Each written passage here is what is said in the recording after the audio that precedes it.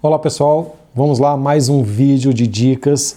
Sempre que você for fazer uma degustação, tá? Então você vai usar essas técnicas que eu vou te ensinar agora, tá bom? Agora requer que você preste bastante atenção. Então vamos lá. Você vai colocar o seu vinho, independente que ele seja branco ou tinto, tá bem? Nós vamos fazer uma análise primeiro vamos falar assim, de um vinho tinto, mas eu vou te explicar sobre o vinho branco durante todo o processo, tá bem? Vejam bem, muitas pessoas falam assim, e a lágrima do vinho? Aí faz isso, aí fica observando lágrimas. Gente, numa degustação, normalmente a lágrima, nós não olhamos muito isso não, tá? A nossa análise vai ser mais, primeiro, visual, depois olfativa e depois gustativa, tá? Apesar do visual, eu estar aqui com o visual para ver lágrima, porque eu vou ver outras características do vinho em que eu não necessito ver lágrimas, tá bom? Porque primeiro, qual é o único indicativo de lágrima? Vai indicar somente se eu faço isto e volto, e a lágrima, quando ela escorre de uma forma muito junta e ligeira, rápida, significa que o vinho não é muito alcoólico, não é um vinho muito encorpado. Se ele desce viscoso, ele fica seguro em cima o álcool, e ele desce muito separado e bem devagar, significa que o vinho é mais estruturado. Somente isso. Mas não vai me dizer muito sobre o vinho, não vai me falar muito, não me dá muita informação, tá bom? Então, vejam bem, no aspecto, primeiro, o que você olha? Você olha se o vinho está límpido, certo? Se ele está limpo, se ele está um vinho, se ele não tem nenhum tipo de impureza. Se ele for um vinho opaco, se ele tiver com alguma impureza, se ele for um vinho turvo, algo desse tipo, já significa que ele possa estar estragado. Então, você fica esperto num restaurante, aonde você for tomar o seu vinho, na casa do seu amigo, na sua casa, quando você colocar, se viu turvo, mas turvo, gente, não é ele escuro, é turvo, não. Ele tem que estar com impurezas, tá? Você sente que ele é como se fosse quase que um vinho não filtrado, mais ou menos isto. Grosseiramente falando, tá, gente? Tá? Mas você tem que ter percepção disso. Então, por exemplo, isso aqui é um vinho que está muito límpido, está bem tranquilo a coloração dele, tá bom? Depois, o que você vai fazer? Você vai inclinar a sua taça, fazer aquele formato de unha, tá? Formato de unha parecendo a sua unha, e aí você vai colocar o seu dedo, porque nem sempre você tem um outro... acho que o ideal é o seu dedo, porque eu normalmente coloco uma caneta, mas quando você está dentro de uma degustação anotando tudo. Mas você vai colocar o seu dedo e você vai verificar se você está enxergando isso, mas isso é uma distância mais ou menos de uns 10 centímetros, tá? Uns 10 centímetros mais ou menos. E aí você vai verificar se você está enxergando o seu dedo através desta unha, tá? Do vinho tinto. Se fosse um vinho branco aqui, eu iria verificar a coloração dele da unha para o centro dele, tá? Se a coloração dele for forte, no caso do branco, for forte no bojo, bem no centro dele, e continuar essa coloração igual para a unha, eu tenho um vinho com mais estrutura, branco. Mas no caso do tinto, eu vou verificar essa transparência com o dedo, tá? Não vejo isso com o branco, eu vejo só com o tinto, com o dedo. E aí é uma distância mais ou menos de 10 centímetros, e aí eu verifico se eu tenho a transparência. Se ele tiver uma certa transparência, você não está vendo direito, mas está mais ou menos, então vai ser uma intensidade média deste vinho. Já vai significar que este vinho não é um vinho muito comum, certo? Você já vai classificar um pouco ele. Bom, aí você vai verificar na sua unha, nessa parte da frente da unha, você vai verificar a coloração dele. Se for uma coloração muito púrpura, se for uma coloração muito lilás, se for uma coloração desta forma mais viva, aí você tem um vinho simples, um vinho mais novo, um vinho que não é um vinho envelhecido em barrica. Quando você vê essa coloração rubi mais intenso, o rubi tem várias colorações de rubi, tá? Aí você tem, aqui no caso, aí você tem um vinho já com passagem por barrica, certo? Quando você vê ele numa coloração rubi, tá?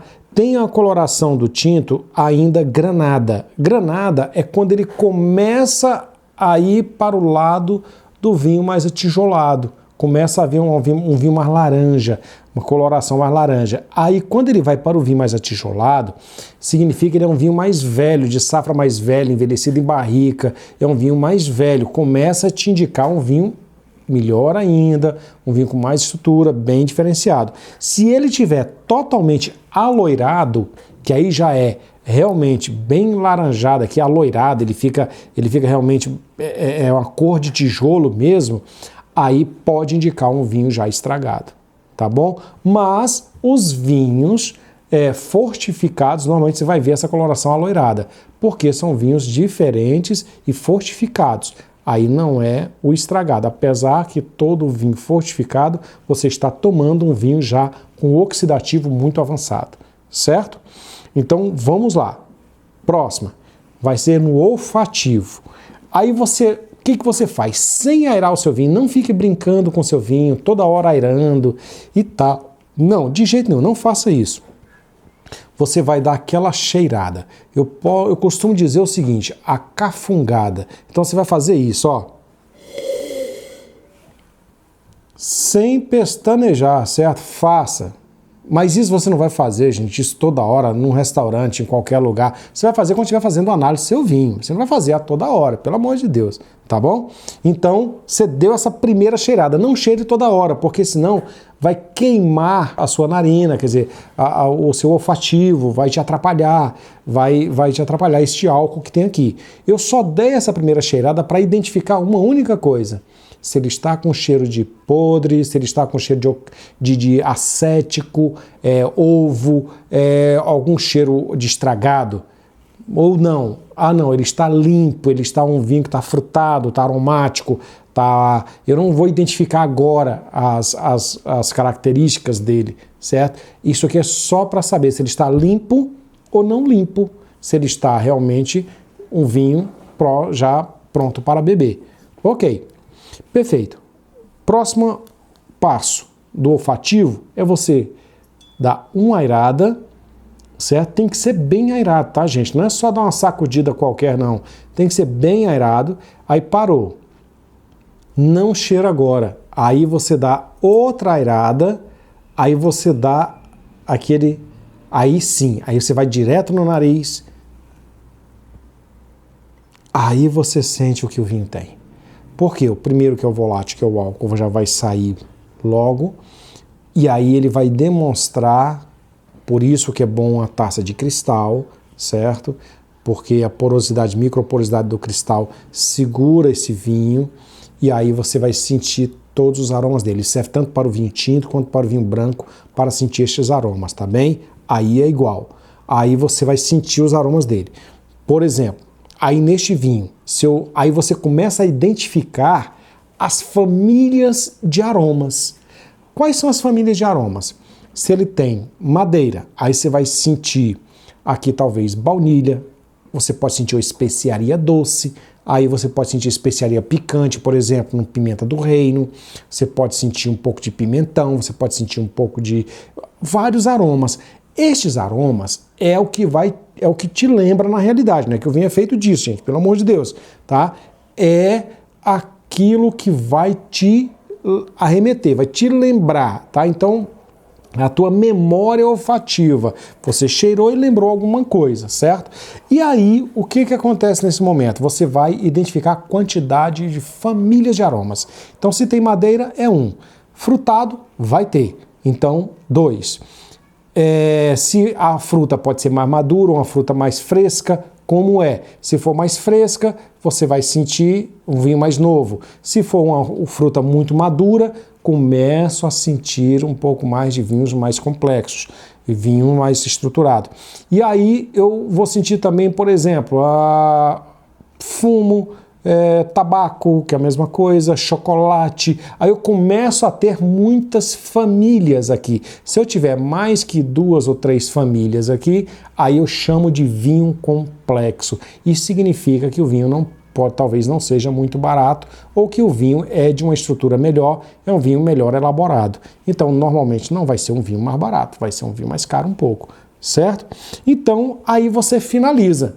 Perfeito. Ótimo, olfativo já foi. Agora no gustativo. Então, já na boca, o que você vai fazer? Você vai colocar na boca e você vai contar quantos segundos este vinho vai segurar na sua boca. Então, como é que você vai fazer? Exatamente assim como eu vou fazer aqui agora, certo? Então vai ser desta forma. Olha só, coloca mais ou menos a metade, que normalmente você põe 1/3 da taça, tá, gente? Você não vai encher a taça para você fazer essa degustação, e nem para beber também. Por quê? Porque 1/3 da taça vai te dar espaço para você aerar o seu vinho, tá bom?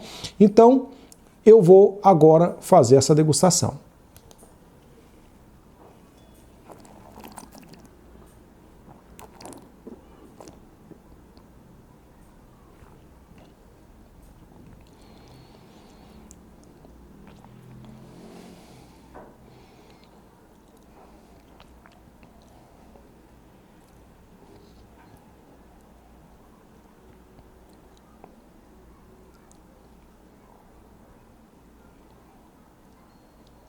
Muito bem. Você vai puxando, você vai